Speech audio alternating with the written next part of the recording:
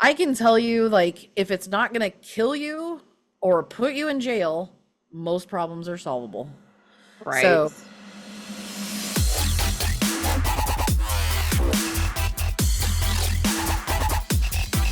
Welcome to another episode of Fuck Your Podcast. I'm Emma Pardo. and I'm Katie Martin. Okay, so it's already August. What the Yeah, so we're a little fuck? past. We should have been doing this at the end of June, right? Yeah, we should have been doing this at the end of June, but life's Yeah, been crazy, you know? in a good way. Overall, the first half of 2024 has kicked my ass. I'm over it. I'm over it. I'm over it. What about It's you? not all been bad. It's not It's not all terrible. been bad. It's not terrible, No, but it's also like, damn, it's been a lot of work. Please? Right. Can I Yeah. breathe? Please? Can we go on vacation? We're would love that. we're planning the gals getaway, like where we can just run away. So a gals trip, a gals weekend. Which is much So that's definitely something that we need. much needed. But no, it's not. It has been a whirlwind of a first year. You know what's crazy is that you don't realize how First many year, different the things, first half. or like first half of the year. Okay. Yeah, first half of the year. You don't realize how crazy it is until you like stop and really look back and go, holy shit. Oh Like fuck, yeah. we've done a lot. It just felt like a in fucking roller 7 coaster months. this whole time. Kinda, yeah. The whole time. So it's that whole thing of, listen, I don't think anybody masters business until, let's just be real, until it's someone else's problem. Like you can master and be really good at your craft, but a business is going to continue to evolve based on a ton of outside influence or outside factors, right? So if you're running a large corporation, for example, and the shit with like the economy and the stock market, you have like those things that can affect those level of businesses, and the people that run those businesses or that own those businesses are not dealing with the daily stress anymore. We are still dealing with the daily stress, and that's normal. Like it's part of it. It's all how you handle it. So I don't think until you get to some sort of huge level that owning a business, you just make it someone else's problem. So you try to do your best to keep your sanity. You try to do your best to serve your team, because if the processes make sense for the team, then it's not super crazy. But I feel like that's just where we are on the roller coaster. Is that it's still just our problem, and that's fine because it's a good problem. I mean, most of what we're going through is growing pains. So although the stress is there, I'm not really bitching about it. I can't really bitch about it. Right. Would you be working for someone else? No. No, but I also am like, there's a lot of things that I'm still learning being 26. Like, obviously, the age gap between us, like, there's things that I'm like, what are you doing? And you're like, what? Like, it's fine. It's fine. Yeah. And I'm like, no, it's not fine. And having my panic moments. And like, there's so much that I'm still learning, and it's hard. I think I found the biggest thing that's going to change my perspective is like, I have to be able to give myself permission. And I don't know if that's like a trauma response or what. But it's like permission to what? I have to give myself permission to know that I'm doing it, right? Because I'll do something and it'll be good, and I'll be like, that was the worst fucking thing of my life. I'm so horrible. Right. I'm a piece of shit. You know, the whole like imposter syndrome but then it's like I have to give myself permission and go, you know what, I work hard, and I mean as a team, and I don't mean to make it sound like it's all me, but I think that's like the biggest part of why I'm like, everything triggers me is because I don't allow myself permission to feel the good. That's right. Valid. Yeah, you're very easy for me to go, life is falling apart and everything sucks, and I could have that whole like shit talk moment. Oh, it's so easy to spiral. It's easy for anybody to spiral. Yes, I do it every day. Right. In my life, I spiral. The one thing that I think, and this just takes wisdom, so it just takes experience. I'm saying this where I know it's easier said than done, but there has to be something substantial to really make me panic. Like nothing good comes from panic. And I've lived in that. So like when that keeps you in that flight or fight type of mentality all of the time. And that's where the stress comes from, where sometimes I hate saying it, but like you have a big problem. And if you're staring at it for too long and you're getting frustrated and you feel like you're starting to panic, it's sometimes best, if it's not an emergency, to walk away, take a breather and come back and say, okay, now I'm in a better mindset to attack the problem. Because if you're in that constant fight mode all the time, it's not good for you either. But the fight or flight cycle of, panic, like it's like that procrastinate, panic.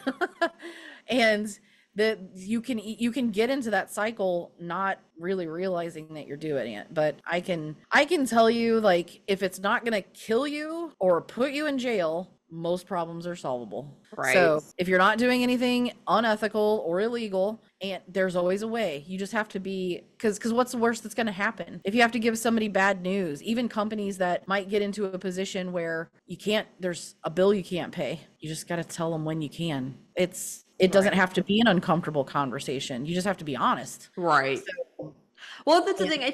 I think it comes from like seeing high pressure growing up, right? And that's why I can admire a lot of things about my mom in the sense of like, she is the epitome of, but did you die? Like, right. And so I honestly look at the most of my adult life like that at this point. Well, and I'm at that point where I've just like been in meltdown mode like 90% of the last calendar year.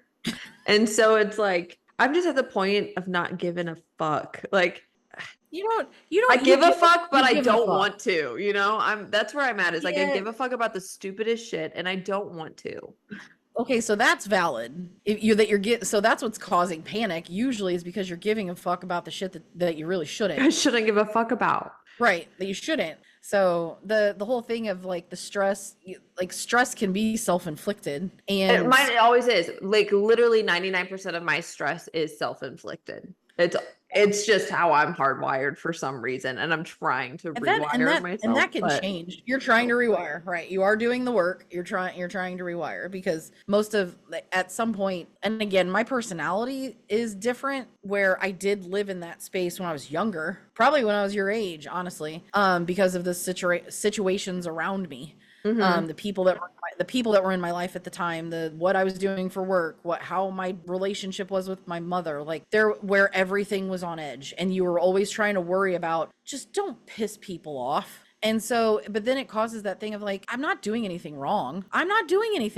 So if I do something that pisses you off, that's on you. Right. And I am not going to choose to bring that stress into my life. And now I just refuse to do it. So if you don't like it, tough shit. Kick rocks. Like, I mean, honestly, if I did something that was blatantly, like if I were, like, let's say I worked for another company, blatantly disregarding policy or the rules or something along those lines. Like if you legitimately do something that's against the rules, then there's consequences.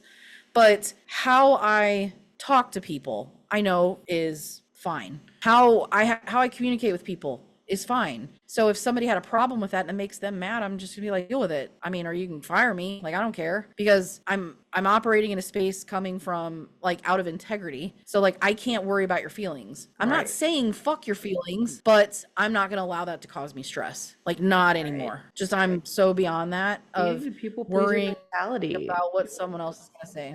I was the biggest people pleaser. Yeah. And it's still, I mean, I still do it, but like, I don't do it to the level of that's going to just invite. It's not going to invite the stress into my world. Right. I love making people happy. And there's aspect to that you could still do that within reason, but yeah, just not inviting that in. Yeah. Not at all. In the slightest. Other than that, yeah, I think it's a huge, I kind of dumped into something else, but it's like, that's like a huge learning curve for me as I'm like going through this journey of discovering, all the ebbs and flows of being a business owner and also being a woman in this country, which we're not going to get into today, but just in general. That's another podcast topic. Yeah. I can say the Barbie movie speaks volumes to me right now. Like just all the shit, as a human, it's like not even like a woman based thing when I get to this point. It's just like all the things that we have put on ourselves as a society. Anyway, what are some things that you are like not with anymore? Like what are some of the bigger changes that have happened this year? One thing that I'm struggling with a little bit right now, and it started a few months ago, is I'm coming to the realization what it's like being an empty nest parent. And some people look at that as this amazing positive thing. Some of these people look at this as an amazing negative thing. Now, my kids are great. And I think I'm starting to realize, and what most people fear is they love their kids, they hate their spouse. And so when the kids are gone, it's like, what do the spouses do? And I'm not in that boat, where we have a pretty good routine. And it's like, this is just what life is going to be like pretty soon. And I'm like, I don't know if I'm okay with that yet. Like, I'm adjusting. Like, Gabrielle's not lived in the house for four years now, I think. She pretty much lived on her own her entire time through college. So it's not like her, she's moving on with her life, and that's fine. We're always going to be a part of her life, but not seeing her as often, not doing things. It's becoming more complicated to do things as a family. And Miles, he's still at home and he's going to college, but he just operates in his own world. And I mean, I could come upstairs from the office when I'm working at home and he just disappears. I'm like, huh. Now, do I expect him to tell me where he's going? He's 18. No. And I know he's not getting in any trouble, but it's just that adjustment that I don't think that I'm ready for, because I was honestly the parent who I loved having teenagers. Not that I didn't love when my kids were babies, and you kind of have a love-hate relationship when they're toddlers, but I loved the personality and I loved being the parent of a teenager. Like, that was enjoyable to me. Yeah. That was where some people hate that and they try to clamp down on the rules and things with their kids, and which causes the rebelliousness. But like, I don't know, we just pat ourselves on the back. I guess we just did a pretty good job. But it's the fact of I loved having that relationship with my kids when they were that age. And so it led into early adulthood, and we click on certain things now as them struggling with coming to the realization that that's going to be the reality in a couple years, where it's just going to be me and Justin in our own daily routines and our only weekly routines. And our kids are going to come over when they want to come over. And it's going to just become harder to coordinate family events and stuff like that, even though I'll continue to do them, but I'm going to have to just not be and it's not their fault. Like, I'm not mad by any means, but it's disappointing when, I even tried, like, it's hard with even their current work schedules, right? Because they're young and, their work schedules are crazy, and Gabrielle's starting her first real adult job. And so it's going to be harder to say, hey, let's pack up and go somewhere on a weekend. It's the next couple trips that we have even coming up summer, Abby can't even go to because she has to work. And so it just bums me out that that's going to become more of the reality, you just have to try harder, which is fine, but the fact is that this is going to be a big life shift in a couple years, that obviously there's going to be some great things about it. I mean, it's weird to think about it. The age that I'm at is that I'm going into like a third lifetime, if that makes sense.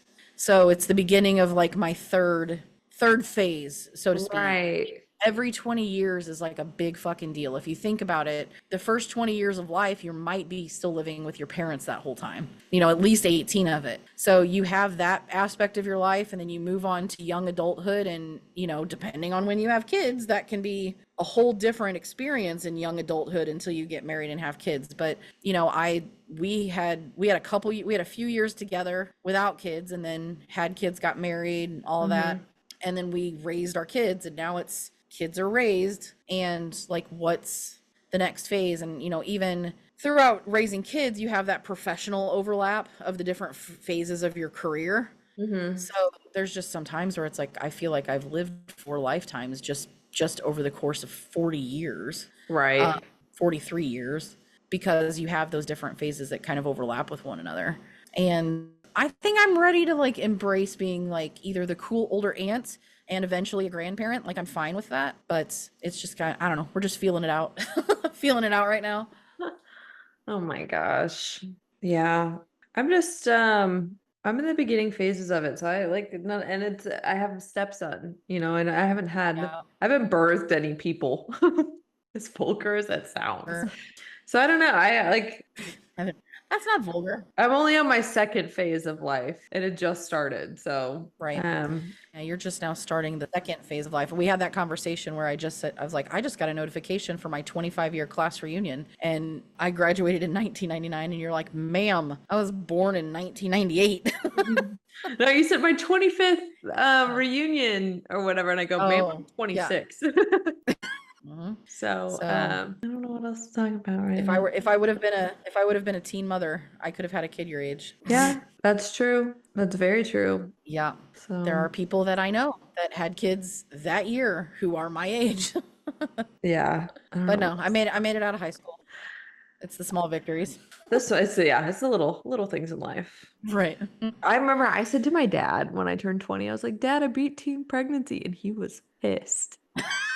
He was pissed that I said that. He said, Don't say that. I was like, okay, What? It's sorry. true. I did. I beat Beat teen teen pregnancy. pregnancy. I didn't get pregnant as a teen. Not that there's anything wrong with that, if that's your choice in life, but like Right? I If thought it it was happens, it happens. But I that's thought like I don't that's like the when you're a parent of a daughter, it's like just try to get her through school without getting pregnant. I don't know why that even is in it people's head. It's like ingrained in people's heads. I mean, obviously it makes their life harder. It doesn't end their life. right. By Did you die? But did you die?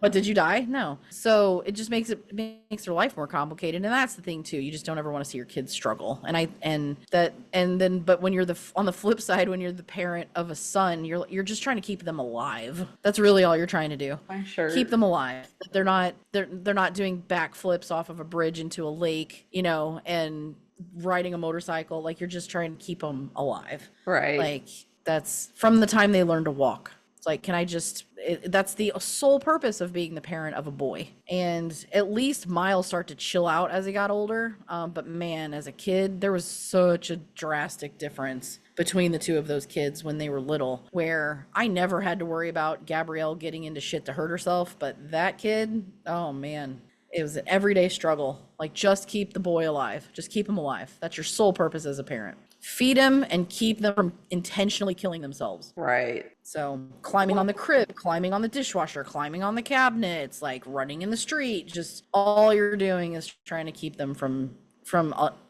dramatically killing themselves. So, Well, I was gonna say to anyway. shift into where we start this podcast. What are you looking forward to in the next 6 months year? Oh man, I don't know. I really should be thinking more towards the next 6 months. I mean, we have some business targets to hit. On a personal level, we have some fun stuff coming up. I'm just like, I'm looking forward to the opportunity to continue to like live in the moment.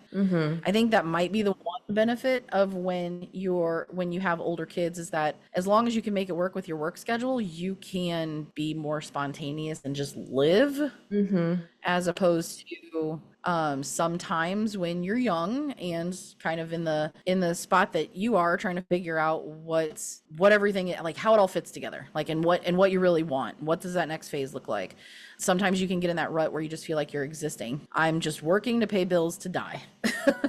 And I finally don't feel, I mean, I have felt that way for a while, but I'm to that point now where I'm like, I refuse to ever feel that way again. So I'm living for all the experiences that we have coming up. So have a couple weddings to go to, which weddings themselves I don't typically get too excited about, but it's just more of like, Because one of them's a little bit about what more- time do you leave a wedding? Oh, about 9:00. No, what song did they start playing? I don't remember. It was let me make sure I'm I saying don't have this. to cut this out. Yeah. Billy Idol. Oh no, I always. Oh yeah, right after dinner. Yeah. What time? When do you leave a wedding? Right after dinner.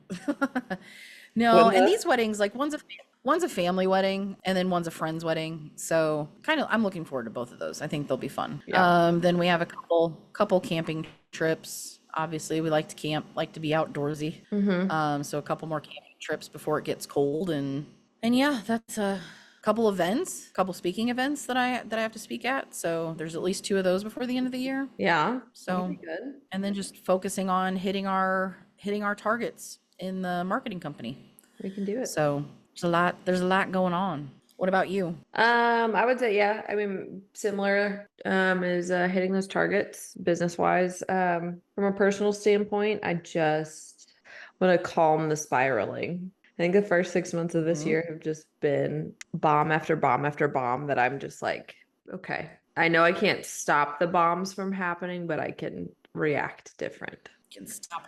Yeah, that is true. That 100%. So, and sometimes what you'll start to realize is that the bombs aren't really bombs. No. How you react to them makes them more of a bomb. Right. So take away the power from the bottom. Right. But yeah, that's about it. No, I have high expectations for the company in the next 6 months. So I mean, that We can have, only. we have a lot of really exciting things going on in the next 6 months. So I Right. mean, if you really think about it, it's been exciting growth. We have a larger team, which obviously can be a little bit stressful. It can make you a little uneasy financial wise, but the output that we're doing now on the flip side of that has been worth the investment. So I don't look at people as the expense. The money that goes out can feel like an expense, but at the end of the day, it's an investment. It's an investment in them. It's an investment in everybody on the team. Our team in Bangladesh has a legitimate office there. They Which all is so work out of the same exciting. office space. We've even talked about having a centralized office, but only if you move back to St. Louis. So you move back to St. Louis, and I will for sure get an office. That is not in the cards. Who's to say it's not in the future? Yeah, But I mean, that would be the I'm goal. dangling a carrot. That would be the goal if I dangling the carrot. That's funny. Um, but yeah, anyway, so cheers to the next 6 months. If Yep. you want to hear a topic, if you want some advice, if you just want to chat, you can reach out to us on Instagram at F__K your pod. Or you can email me at Emma@99creatives or Katie at Katy at 99 Creatives. we put out new episodes every week. If you want to see more business related content, if you want to see snippets of the podcast, you can follow us on TikTok at _99creatives. And yeah, that's it for today. We'll see you next Friday. Okay, bye. Adios.